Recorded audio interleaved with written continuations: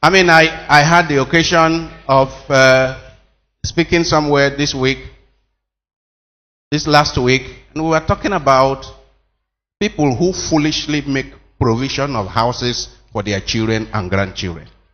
It's the most foolish thing. Reason: every child comes into this world with its brains, and the Lord has granted every child some ingenuity. When you provide everything your child needs, you know what happened? You stunt the growth of your child. You deny the world that unique gift that the child was to bring to the world. Do you hear me? When you build houses for your child and make provision for a comfortable life for your child, what happens?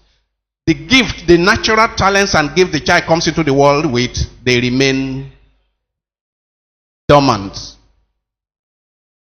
It's a serious issue, because those who have accomplished the most in this world at any time during any generation are not people whose parents provided properties for. I hope you know.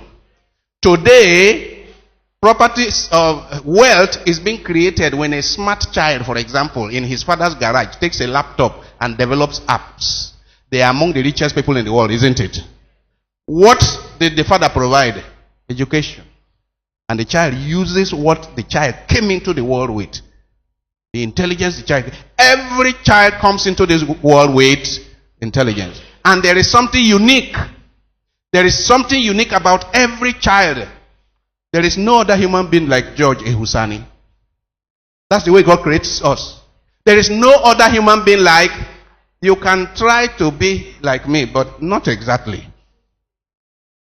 Notice, there are gifts that I have that no other human being has. And there are gifts that each one of you came into the world with that I can't have. It was not planted in my head. So if my parents spoil me by providing everything for me, you know what it does? It not only denies me the opportunity of exploring and developing my talents. You know what it does? It denies the world the opportunity of getting what was supposed to come through each child. And that's why the wise people of the world, they never make such provisions for their children. They train their children and then allow their children to blossom in the world. And so I call it the most foolish thing that our people are doing. And those who are doing it, they are people who came out of poverty. I hope you know. Who came out of poverty, and God showed his goodness by letting them achieve things. And they decide, me, I suffered in my life, my children will not suffer. Well, you suffered in your life and you became wise, isn't it? My children will not suffer, so they will be foolish.